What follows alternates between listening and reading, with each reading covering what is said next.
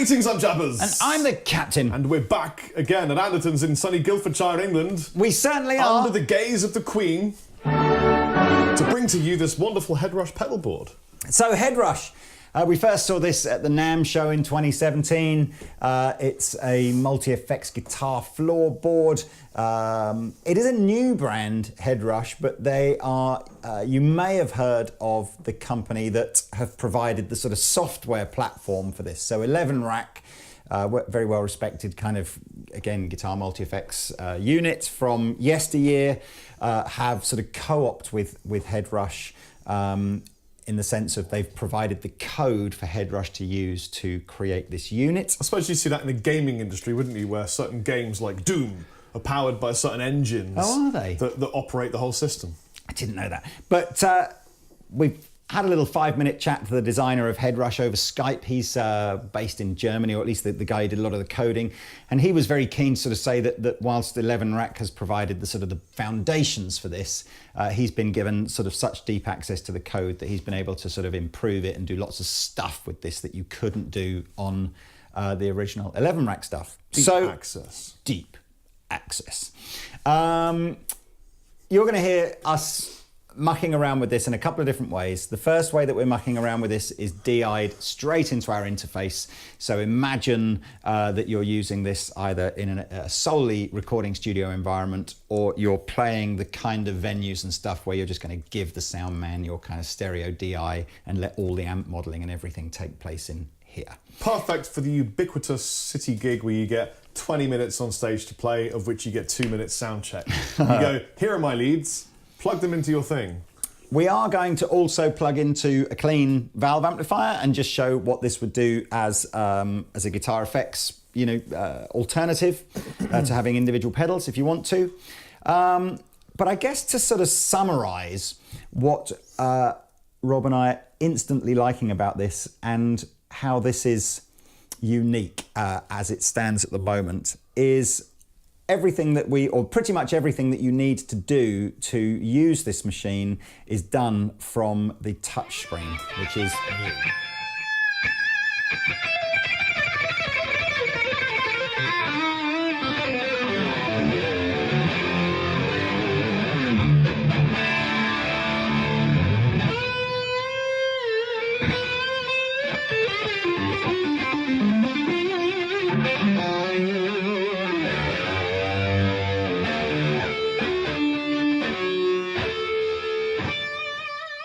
They are kind of the first company that does this kind of thing that I think have actually tried to solve genuine issues rather than invent things that they then solve that you didn't need solving.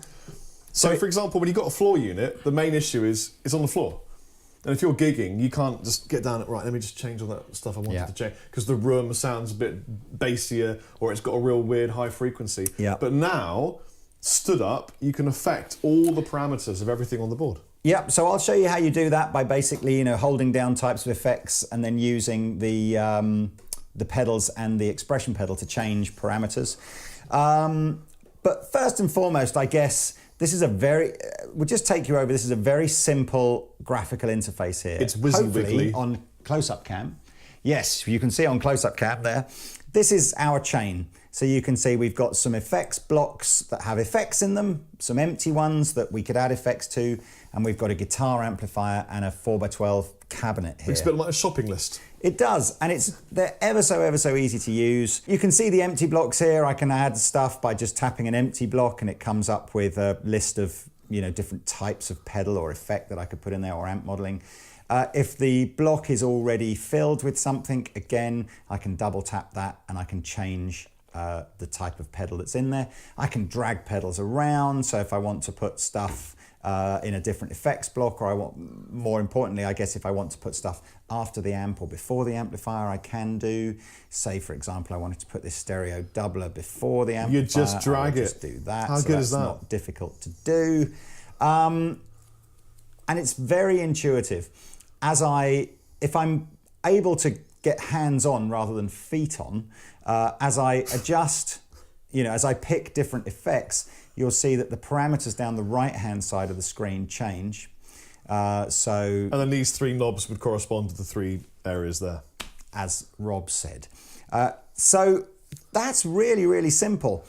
You heard Rob in this opening jam playing this thing that we'd done called Chapper's Lead, which, if I remember rightly, is some sort of copy of a Soldano SL100 in its sort of maxed overdrive mode through an old, I think it was a greenback loaded 4x12. Got hundreds of different amp models that you can choose from in here. And we got a doubler on too, just to fatten the load. Fatten the load. So actually listen to this in stereo because you get the full effect of the doubler there.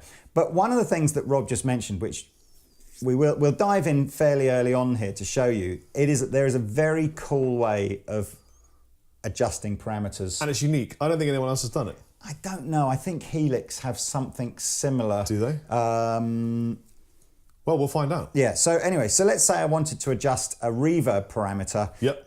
but I can't stop playing because... So you want to make it really long? So, or loads of level or something? Here is the switch that's been assigned to the reverb. You can tell it, you can see it's blue and it says Air Rev underneath it. So I hold that down like this. Now what happens is the pedals change. So I've got 4 parameters, time, size, color, and mix on these buttons and an exit button here. So if I wanted to change the size, I would change the size. Use this to get the desired.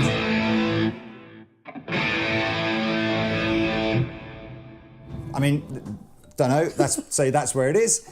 Hit the exit button, boom.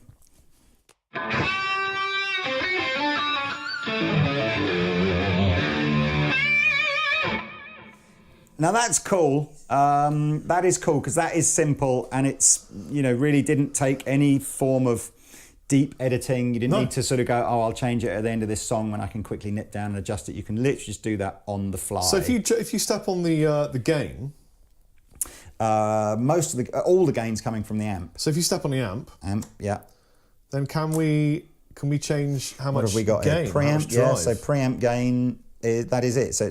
Again, I can change. So if you back it off, will I get more of a crunch? So we go.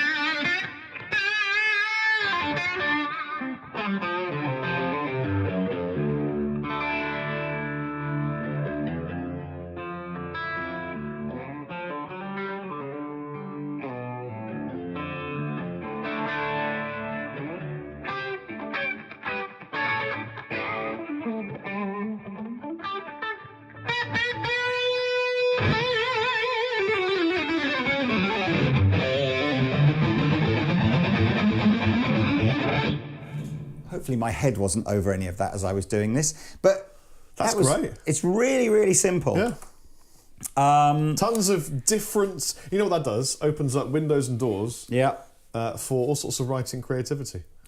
If you, again, I won't go through every single amp model and effect that's in here now. I'll put a link in the description below where you can go and find out a full list of that. But trust me, it's just all of them, including some weird ones as well. In fact, I won't. Sorry, I just noticed if you tap tempo, it changes the amount. So if you had a slight OCD moment where you're going, you'd have a real problem. I wonder if I can actually do 72.4 millisecond taps.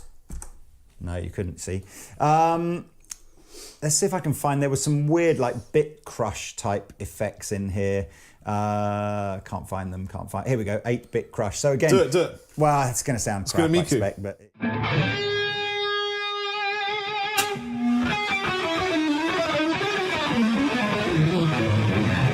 I have absolutely no idea what that did. I just hadn't seen those types of effects in other things. So I'm going to get rid of that now. In fact, I double tap it, that's right, and I can just delete it if I want to delete that effect. So it's really, really, really simple. So simple, in fact, that earlier Rob and I did another patch this one's called Chapper's Lead. Guess what it's called? And I'm actually slightly emotionally devastated that it wasn't Captain's Crunch. Aha! So can I have the lead, please, sir? So still, you're hearing this again. through straight into the DI. Now I have done something slightly different here, which I'll show you. So first of all, it's just a Fender.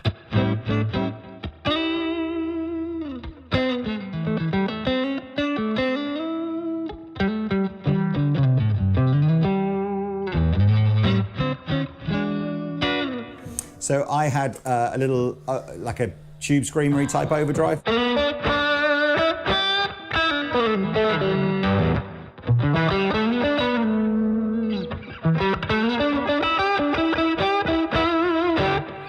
It's a real deep access tone, you know. It's a deep access tone. Yes. But what you'll notice is one of my effects blocks is called effects loop.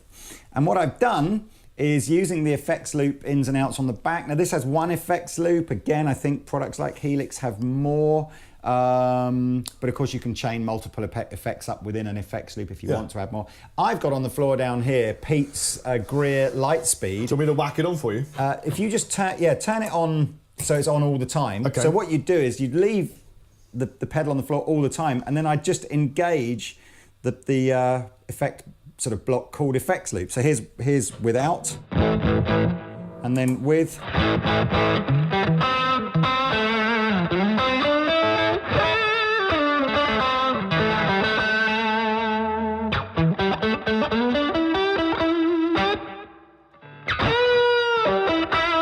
And what happens if you hold down on the effects loop button to alter? Does it give you a?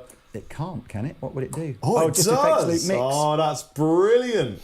So in fact, you've got That's by the looks of awesome. things, you've got send and return levels. So you can mess with the amount of any effect in your loop. That's really cool. So you could put any type of effect through the effects loop. Yeah.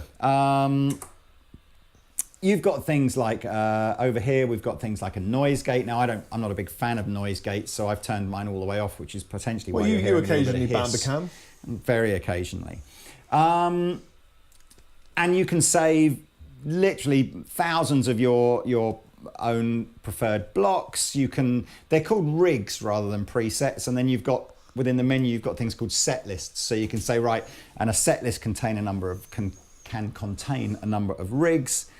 Let's just turn that distortion off a second. And like a lot of, in fact, probably all of its contemporary, alternative units, there is a Headrush community in the cloud where you can upload your favorite presets to it and download other people's favorite presets and just share for free. If Headrush aren't bringing out a sister coffee company, they're missing a huge marketing concept right there. A sister coffee company. Yeah, Headrush coffee just works. Shampoo. Headrush shampoo. Headrush shampoo. Yeah. And, Headrush cocaine. Yeah, absolutely. Headrush fags. Headrush heroin. You never It's smoked, Moorish. did you? When I was a kid, well, not a kid obviously, but when I was a naughty teenager, you used to have the old fag first one. You go, whoa, Headrush, like that. That's what you used to do in the bus shelter. That's what Lee used to do. Apparently. Rabeer's laughing. He's like, I've been there. Yeah. I never have. So I know you've been so good. You've been so good. I'm a wrong 'un. So look, I've got a question, Lee. Yes, go on. Because you're going to go. So that's pretty much it. Well, we're going to go over to the amp, but all right. go on, ask Well, I your was just question. going to say, how much did it cost? It's $8.99. So again, it's really competitive. It's. I kind of think that its contemporaries will be. Its most obvious contemporary is going to be Helix, just purely and simply because it's in such a similar form. So Helix LT and full Helix. So it's very well priced compared to those. It's the same sort of money as Helix LT. I guess its contemporaries will be Axe FX and Kemper and Positive Grid as well, albeit that Kemper and Positive Grid don't really do like a floorboardy version. But it's the idea of it being able to either be a DI thing or into an amp makes it more of a Helix alternative. And I like that there is enough width here that maybe even Paul Gilbert could use it.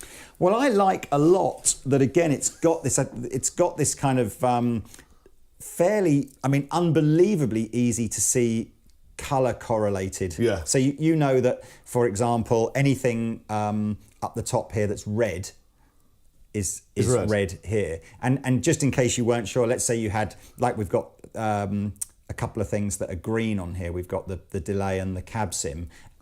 underneath it also tells you what it is. So if you're thinking, oh, I can't remember which green one is my delay, it will tell you above which is your delay. And you don't program that. So as long as you're not colourblind and you can read, you're absolutely sorted. If you're colourblind and can't read, don't buy this product.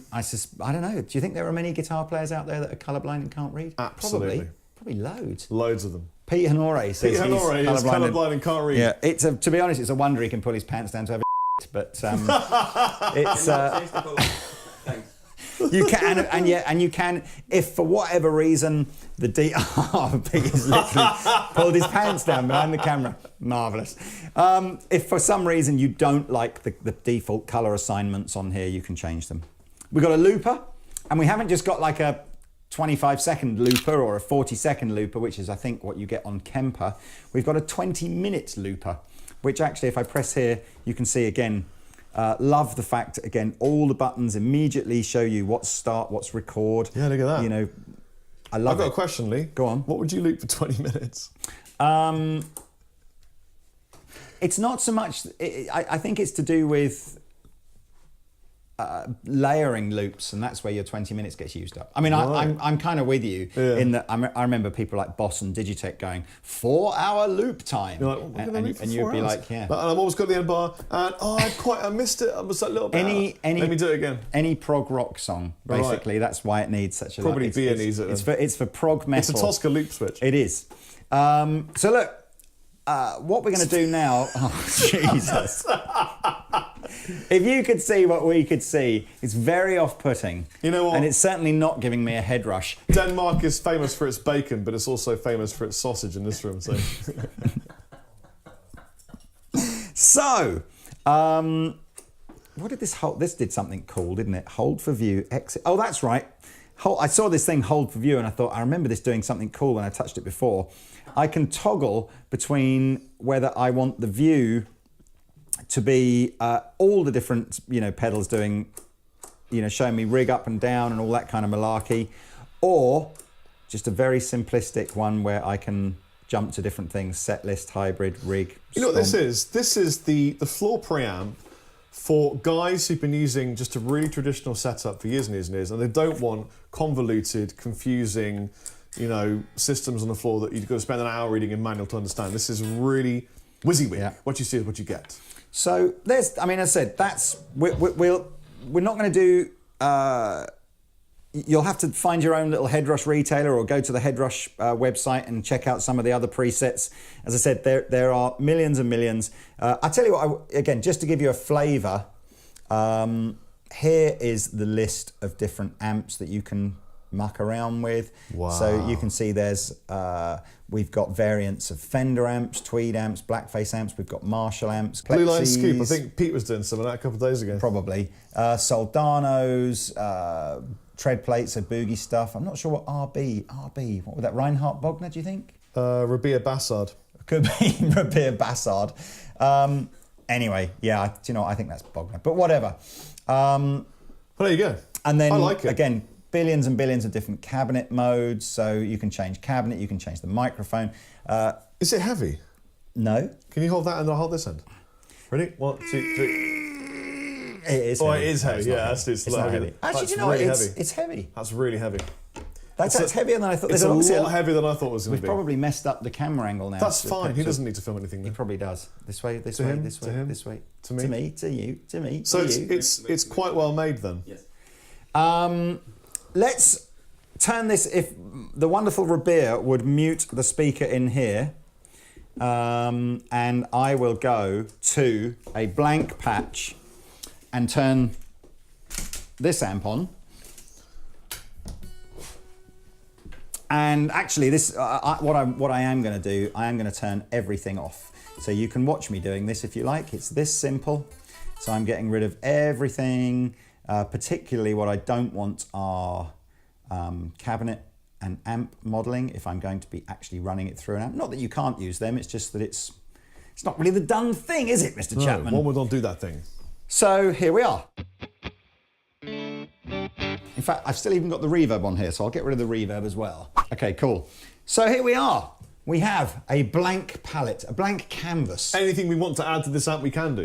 So this is kind of, Imagine now, forget using this for DI'd recording. Imagine you're just thinking, do you know what? I want to put together, a comprehensive pedal board, but I don't want to spend thousands of pounds buying switchers and power supplies and all that kind of stuff. I want to do it a sort of a semi-affordable way. This would be an option. So there we are. Rob's jumped straight in and gone, what shall we add straight away? So default mono, whatever you want. Default mono is going to be good. I've immediately changed my mind about this vibrato. You don't like it? No, I don't like that. So no, I'm just going to I'm not a delete big the vibrato fan. Yes. Have you seen? So now, I don't want to cast dispersions on Rob Chapman here, but I wouldn't say he's the most technically minded person I've ever met. And look at what's occurring. Rob, with minimal instruction, like a monkey trying to comb its hair, has literally worked out how to add effects. In a minute, we're going to get Rob a mirror and see if he actually can experience self. Experience self. Play that sound.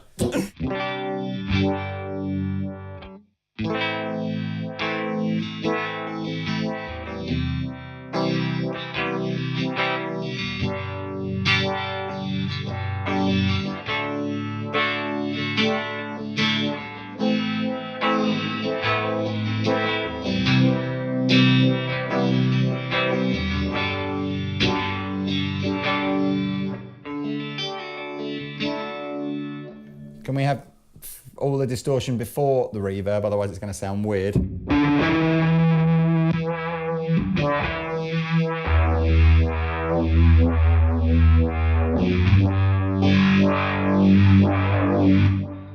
liked that. That was rubbish. I want a different one. I like a bit of fuzz. Well, not a Black Op is. Black Ops. Yeah, Secret operations. Donald Trump style.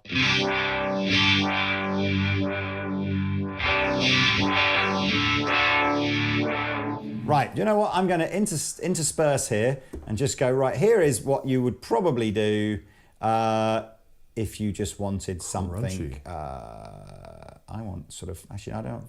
You want full drive? I'm going to delete. That's what I need to do. I need to delete and then add in some green distortion, because green distortion is... It's the best colour of tube distortion. screamery.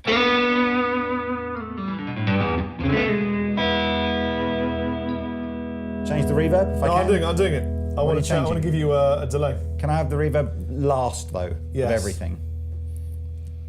So, and the reverb wants to be a bit lower in the mix, but you know you don't have to have them consecutively. You can have gaps in between. I'm learning experientially, so step by step.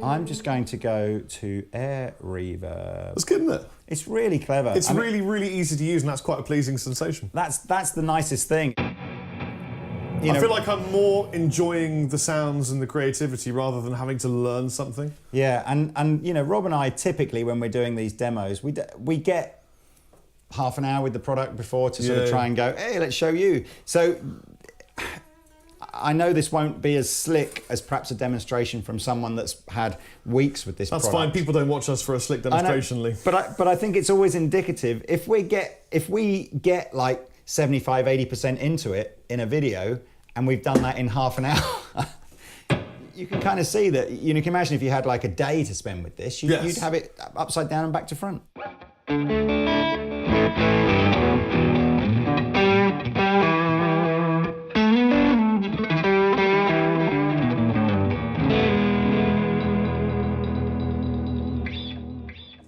let me just sign you out. So I'll get you a more Rob Chapman sound. I actually was quite liking that sound. Oh, you want to stay with that? Do you? Well, I was going to give you something just a bit different. Yeah, man, I'm not all about the gains. Oh, does the thread not even do anything?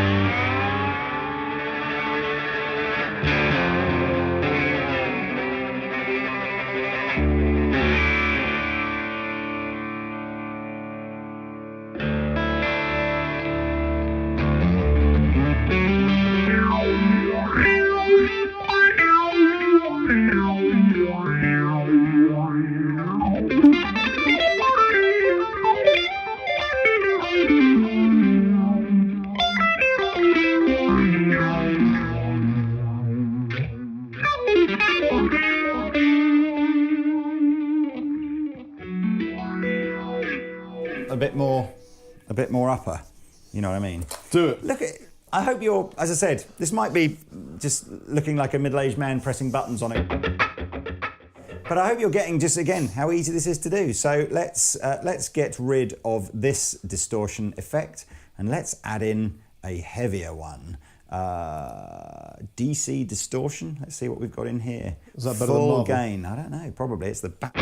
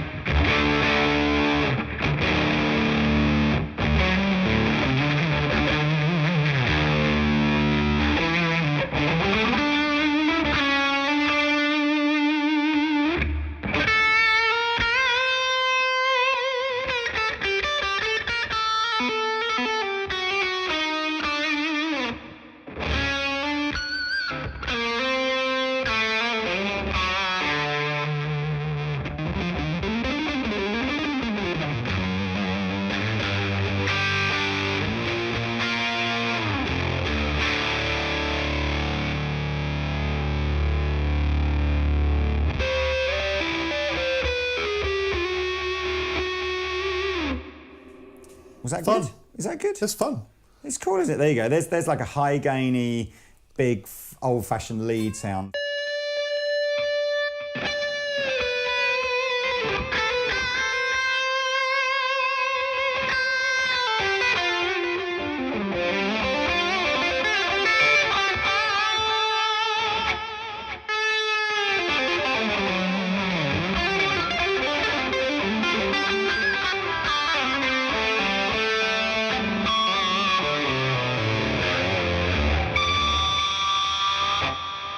And we will call that Chappers Plays pop. Plays Pop. That's a great idea, which is an old Cheggers gag.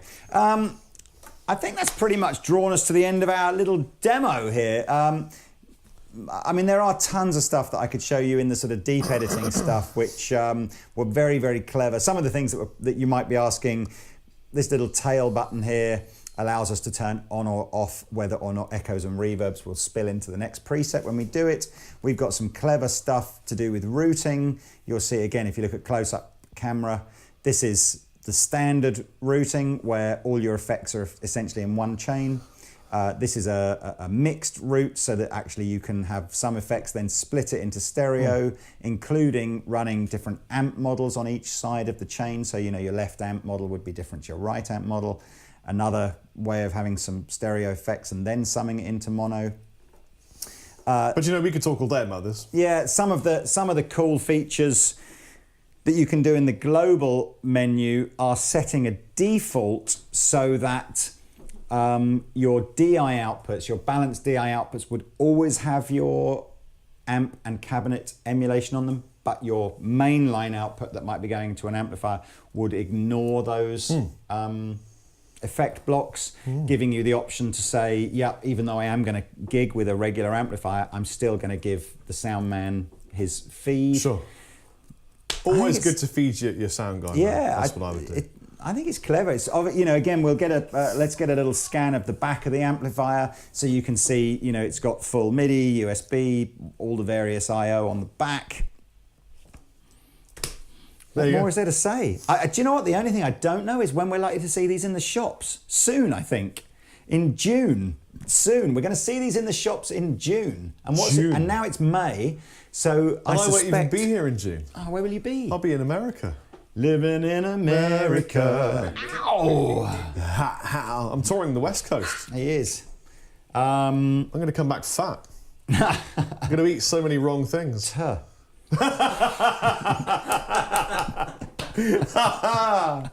Oh dear. So look, I like it. Do you know what? This has actually come a long way since the one that Pete and I saw at the NAMM show was obviously a fairly early plastic version. bands and a bit of crayons. It didn't look quite the same as this, and I don't think the software had been quite so tweaked, because Pete and I were a bit like meh after the NAMM show, but I'm a lot less meh. You're a bit less meh. I must admit, you know, this is cat amongst the pigeons stuff, because it really is now. Do you go Helix? Do you go Headrush? It's an avian destroying feline. You know, what is it that people are going to prefer? I'm sure once these have been out in the market for a few weeks, people will start going, oh, Headrush does this better and Helix does this better, and it'll become a little bit. But right now, it's a toughie. It's a toughie. But you know what really isn't a toughie? Is which plectrum will fly first? The Paul Gilbert or the Rob Chapman signature gravity plec? Or the pink Lee Andertons Delrin? Yes, ready for this? Yeah, 3. Wait, votes, please. In the comment section I'm going, below. hang on, it's furthest back this way. We've got to be scientific. Okay, please scientific. Vote which plectrum, in the comment section below. Before I do this, do you think will travel the furthest? Ready? 3, the pink one. 2, 1. The gravity. The gravity by a long way, which I think just goes to show the quality of the gravity plectrum. Absolutely, it's worth £4 of anybody's money. I've been Rob Chapman. I've been the captain.